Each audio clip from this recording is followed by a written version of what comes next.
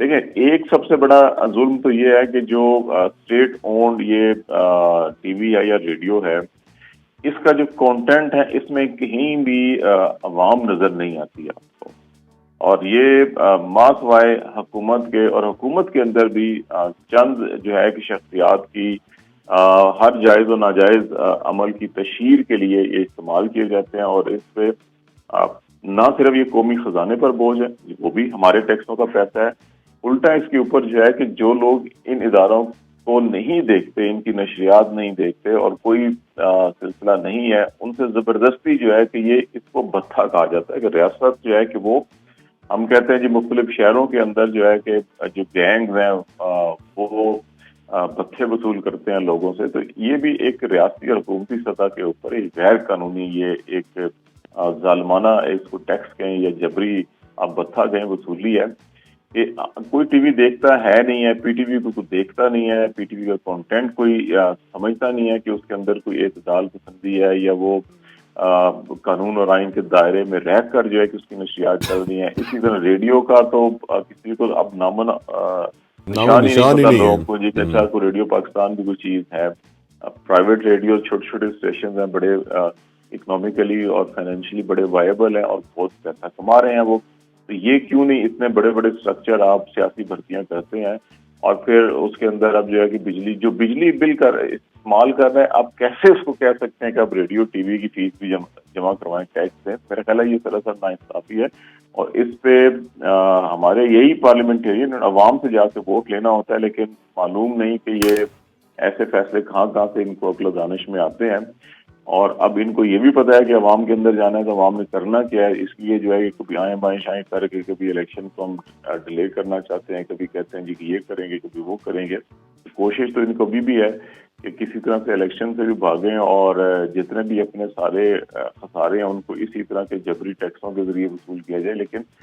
میرا خیال ہے کہ یہ عوام کے ساتھ یہ تو بہت بڑی ناانصافی ہے۔ زیادتی ہے۔ بلکہ ایک اور سوال یہ بھی بنتا ہے کہ جب بھی ہم لوگ اپنا مکان بنائیں یا گیس یا بجلی کا میٹر لگاتے ہیں تو وہ ہمیں پرچیز کرنا پڑتا ہے، اس کی فل پیمنٹ جو ہے وہ ہمیں دینی پڑتی ہے، پھر جا کے میٹر جو ہے وہ لگتا ہے، لیکن پھر بھی بل میں جو ہے اس کا جو ہے ایک رینٹ آتا میٹر کا رینٹ آتا ہے، اور وہ ہم ہر ماہ جو ہے وہ دے رہے ہوتے ہیں، اور اس نہ جانے کتنے ایسے چھپے ہوئے جو ہیں ہم سے وہ پیسے وصول کرتے ہیں جس کا کوئی حق ہی نہیں بنتا، جواز پیدا نہیں ہوتا۔ دیکھیں یہ سارے جس کو ہم کہتے ہیں نا حکومتی عللے تللے اور جو ان کے جو اخراجات ہیں غیر ضروری، یہ سارے کے سارے عوام کی جیب سے نکالے جا رہے ہیں، اور اب آپ بجلی کی قیمت دیکھیں، ایکچولی جو اس کی پروڈکشن کاسٹ ہے یا جو چیز ہوتی ہے اس کو دیکھیں، اور پھر جو عوام پے کر رہے ہیں اس کا جو درمیانی گیپ ہے وہ آپ کو بڑا واضح طور پر بتا رہا ہوگا کہ یہ وہ سارے کے سارے اضافی بوجھ ہیں عوام کے اوپر، جو صرف اور صرف اب اس وقت جو ہے کہ بمشکل جو ہے آپ کے 200 ممبر اسمبلی کے اندر نہیں ہیں، اور ان میں سے اگر آپ دیکھیں تو 100 کے قریب آپ کی کیبنٹ کا حجم ہے۔ اب یہ جو پارلیمنٹ ہی نامکمل ہے اور ملک کے اندر اس وقت ایک اکنامک کرائسس ہے، آپ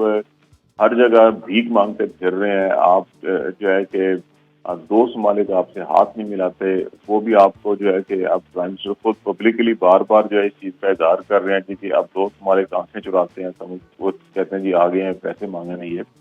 لیکن کیا ہم نے تھوڑی سی کچھ شرم و حیا محسوس کی، اور ہم یہ سمجھتے ہیں کہ ہم اپنی کیبنٹ کا سائز جو ہے کہ وہ 80-90-100 مشیر اور یہ ایڈوائزر اور معاونت خصوصی رکھنے کی بجائے کہ اس کو اگر آپ 25-30 تک بھی رکھتے تو آپ کا کام چل جانا تھا، لیکن کیونکہ ہم نے پولیٹیکلی تمام کو برائب کرنا ہے اور اپنے سیاسی مقاصد حاصل کرنے ہیں، اس کے لیے چاہے ملک باہر میں جائے وہ ہم کرنے کے لیے تیار ہیں، اور یہ عوام کی جو خون پسینے کی کمائی ہے، پہلے ہی پر کیپٹا انکم دیکھیں اور جو قوت خرید ہے وہ کم ہو چکی ہے، لیکن اس کے باوجود مزید بوجھ ڈالا جا رہا ہے۔ خالد صاحب یہ بتائیں جو نگراں حکومت ہے وہ مہنگائی میں مزید اضافہ کرے گی؟ ابھی اور کوئی گنجائش باقی رہ گئی ہے؟ لگتا ہے آپ کی جو ہے کہ قوت خرید ابھی بھی باقی ہے، اور آپ کی یہ معصومانہ خواہش اور یہ سوال کہ جی مزید اضافہ کریں گے، آپ ان کو یہ بتا رہے ہیں گورنمنٹ کو کہ آپ مزید بھی کر لیں، کوئی مسئلہ نہیں، ہماری زندگی میں اثر نہیں پڑتا، تو ابھی اس کے بعد تو ماں سوائے کہ آپ عوام کو جو ہے کہ تمام ملک میں ایمرجنسی ڈکلیئر کریں، جہاں کوئی بندہ ملے وہاں پہ اس کو الٹا لٹائیں اور اس کے ہڈیوں سے گودا ہو، جو خواجہ آصف نے کہا تھا قومی اسمبلی میں کھڑے ہو کے کہ آپ ان کا خون اور ہڈیوں سے گودا بھی نچوڑ کے وہ بیچ کے پیسے قومی خزانے میں جمع کرا دیجیے، ہم نے ملک بچانا ہے۔ اس کے بعد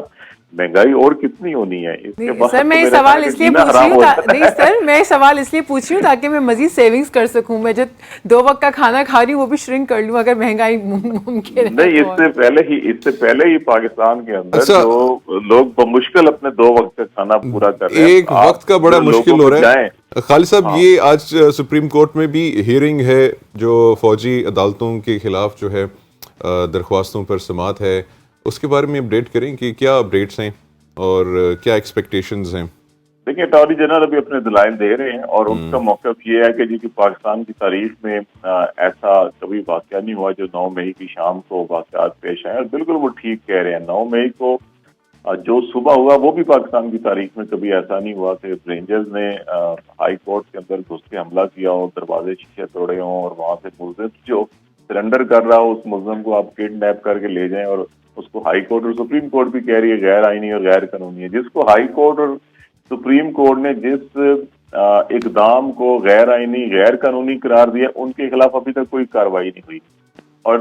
اس کے ری ایکشن کے اندر بہت غلط ہوا۔ یہ آگ اور احتجاج، اس قسم کا احتجاج پوری دنیا کے اندر ہوتا ہے، لیکن جلاؤ گھیراؤ اور قومی املاک کو نقصان پہنچانا یہ سراسر زیادتی ہے، اور اس کے اوپر ڈیفینیٹلی پاکستان کے قوانین موجود ہیں، ان کو آپ اریسٹ کریں، تمام ویڈیوز اویلیبل ہیں، ان کے خلاف آپ دہشت گردی کی عدالتوں میں کیسز چلائیں، اور انسداد دہشت گردی ایکٹ کے تحت سزائیں زیادہ سخت اور زیادہ کڑی سزائیں ہیں۔ ملٹری ٹرائل کورٹس کے اندر تو آپ 2 سال 3 سال کی شاید سزا دے سکیں گے، یہاں تو آپ عمر قید بھی کر سکتے ہیں، اور یہاں پہ اگر کسی کا اس قسم کے واقعات کے اندر کسی کی جان چلی جاتی ہے تو آپ اس کو کیپٹل جو پنشمنٹ ہے سزائے موت وہ بھی دے سکتے ہیں۔ تو اس لیے یہ کہنا کہ اس نے صرف ہم ہی اس کا ٹرائل کریں گے، ملٹری ٹرائل ہونا چاہیے اور اس کو پھر پولیٹیکل پرپز کے لیے استعمال کرنا، میرا خیال ہے یہ اس میں ہمیں تفریق کرنی ہوگی۔ جب ہم ایک واقعے کو اس کو پھر سیاسی مقاصد کے لیے استعمال کرنا شروع کر دیتے ہیں تو پھر لوگوں کی ہمدردیاں جو ہے کہ